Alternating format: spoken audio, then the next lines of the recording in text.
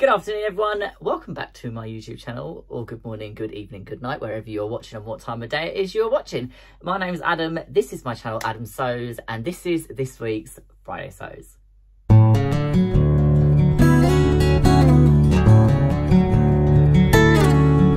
So if you haven't been here before, welcome. Thank you for coming and seeing me over on my channel. I am Adam. I talk about all things sewing. I am a quilter, bag maker, garment sewist, prolific Tula Pink hoarder, and I like to basically make anything that goes underneath the needle of any of the sewing machines that are in this room.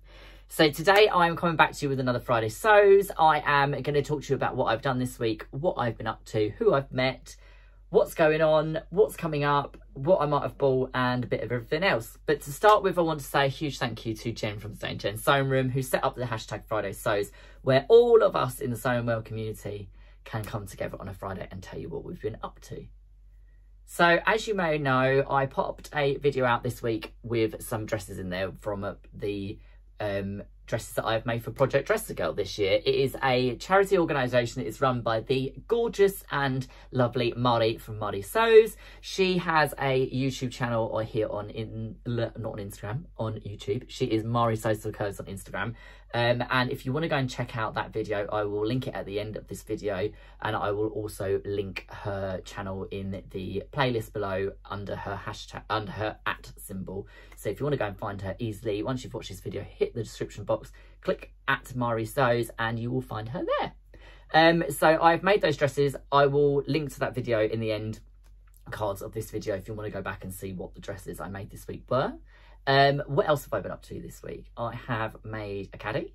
I haven't got the physical caddy here because it has gone to its new home. It was been sent off on its merry way to a lovely lady called Eileen, so it isn't with me, and I will insert a photo of it here. It was a navy blue and white caddy, and it's got multiple fabrics from Moda, Tula Pink, Alison Glass, and some other designers all mixed into one to create that caddy. I am working my way through the last of my pre-orders, and then I will be opening up a new pre-order list in November, most probably. I've got about 7 or 8 more projects to get through, which I'll pre-order, and then I am up to date, and I am going to be sewing like crazy for something that is coming up at the very beginning of November before I open my pre-order list. So I have been sewing this week. I have made a caddy, I've made some dresses for Project Dress a Girl. I am looking around my room and trying to work out what else I've sewn, and the only other thing that I've sewn this week really is a lot of notebook covers, which I will just grab. So I was making some of these because I've got a project coming up in November where I am going to be needing to take some stock with me. So I have made some of these in K Facet. I have made this one, this one, this one, and this one.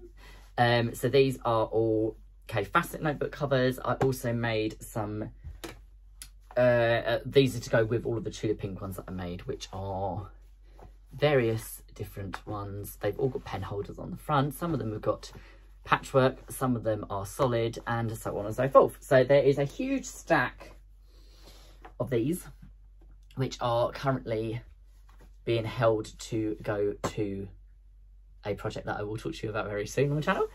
So I have made the rest of those this week. I am going to order some more of the composition books that go inside those, and I'm hoping that I'm going to be able to make probably another 10 to 15 to take with me. I am working my way through a lot of projects at the moment, as I say, for something that's coming up in November, and that is really much all I've sewn this week. But I did want to come and talk to you about what happened this week. So I got to meet the wonderful and amazing Lorianne, who lives in Oregon. She is friends with Judy from Running Sew and Sew. She is friends with Rachel from Stitched Up. She is friends with Rachel from the French Seams. She's just friends with everyone in the sewing community, and I can quite happily say there is a big reason why she's friends with everyone, and it's because she is one of the most delightful and lovely people you will ever meet. So I got a chance last night to go for a meal with her and her husband Larry, and we went to a lovely Indian restaurant in Southampton Town Centre, and we got to talk all things sewing, all about sewing machines, all about cover stitch machines, all about overlockers, baby lock, brother, Benina, Singer featherweights, just everything that you could ever want to talk to someone about, or that has any interest in sewing, and we were talking about the fact that we both like collecting thread as well, which made me laugh because Lorianne said something that was really one of the best ways to describe collecting thread that I've ever heard of, and that is, she basically said it's basically like having the full 36 crayon box when you're a child of all the colours. And it is so true. It is literally, if you've got one of every colour of thread, that happiness that you're filled with is like being given a whole box set of crayons when you're a child. And it was just such a lovely evening. I was very, very lucky, and I got some lovely gifts from Lorianne that came over from Oregon. She knows how much I love Tulip Pink, so I will go into that one in a moment, because that was a very, very special gift that she got me.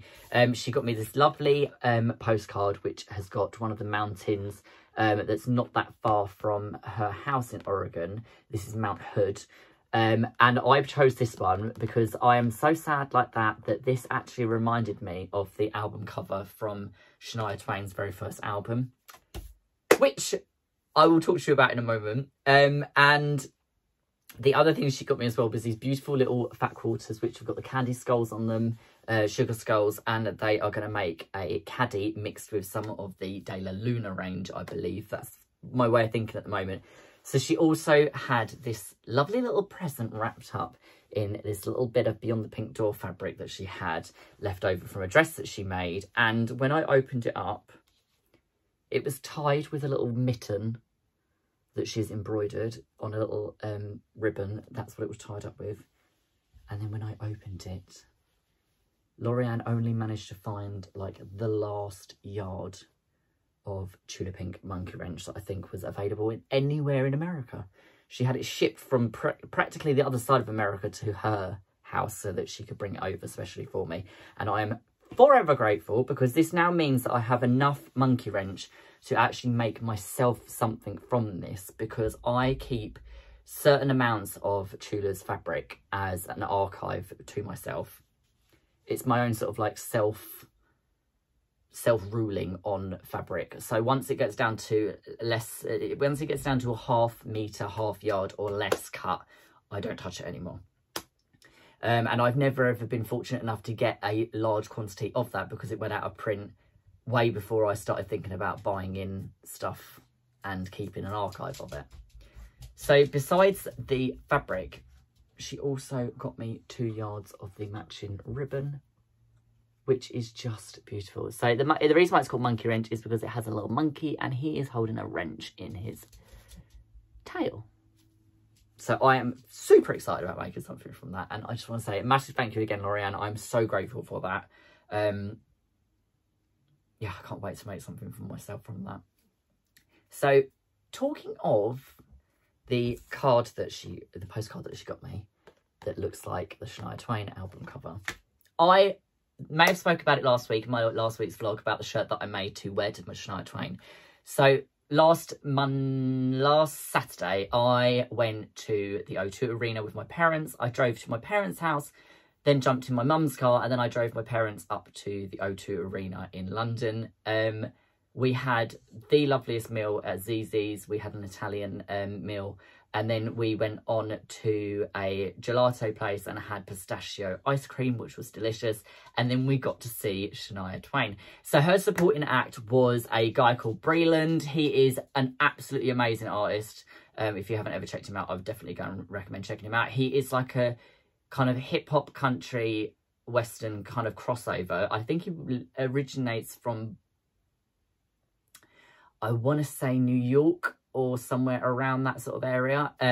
So it's kind of like from an area that country western music isn't really kind of a huge influence, but he did a couple of duets with her as well during the show. But we got to, so I actually booked these tickets over a year ago, and I booked them while my parents were on holiday, and I was talking to my mum while she was in Barcelona or Valencia, I think it was, and I basically said to her, look, these tickets are becoming available, do you want me to grab some while I can? And she was like, just get them, just get them, just get them. So I did, and we managed to get front row seats to the second section in the stalls, which was literally the best place that I think I could have ever got seats for, because she, at the beginning of the concert, she came out in these, they look like the big laundry baskets that you get in hotels where they chuck all the sort of bed linens in and stuff to take them down in the lift to go and clean things, obviously. So there was these 3 big black, what looked like laundry baskets that came out on wheels. And I'd already seen on TikTok and YouTube and various other places, because in videos and stuff like that, it just fed you from everywhere now. And I knew that she was going to pop out of one of them and start singing in the audience before she actually went onto the stage. And I was talking to my parents and I was like, she's going to be in one of these, she's going to be in one of these. And they were like, there's no way she's going to be in one of these. They're way too close to us. We won't be that lucky. Well, she was in one of them. And she literally sailed straight past, and she was literally this close. And she was this close that she actually took the phone out of the woman's hand next to me and started singing directly into the camera. And I will insert a very, very small clip of that at the end of this video, just so you can see. But I will upload a sort of longer clip to it to my Instagram if you want to go over and see that, just because of copyright reasons. I'm not really sure if I'm allowed to put the whole clip in or not.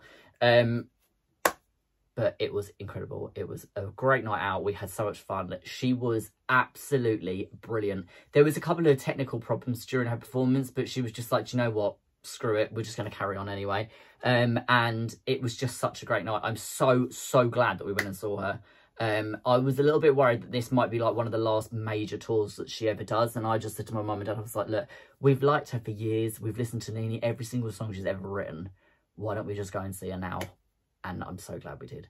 So that is me for this week. That is what I've been up to. I haven't really done that much sewing. I've done bits and bobs, but I've kind of been preoccupied this week with a lot of other things going on. But I will be back, and I will see you soon. Take care. Bye.